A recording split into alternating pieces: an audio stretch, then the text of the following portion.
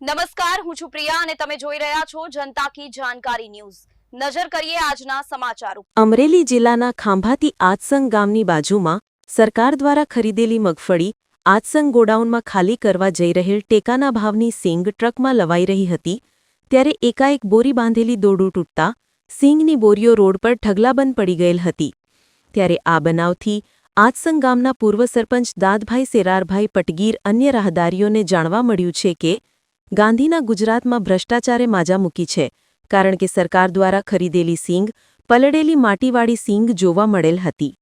તો જાગૃત નાગરિકો દ્વારા સરકારને સવાલ છે કે ખેડૂતોને ચોખ્ખી સીંગ લાવવા તેમજ બીજા અનેક નિયમો મૂકવામાં આવે છે તો આ રોડ પર ટ્રકમાંથી પડી ગયેલ સીંગ માટીવાળી પલળી ગયેલ સીંગ ક્યાં વગદાર અધિકારી ભ્રષ્ટ અધિકારીના આ કરતૂત છે એનું ગુજરાતીમાં કહેત મુજબ તેનું પાપ પીપળે ચડીને પોકારે તેવું દેખાઈ આવેલું છે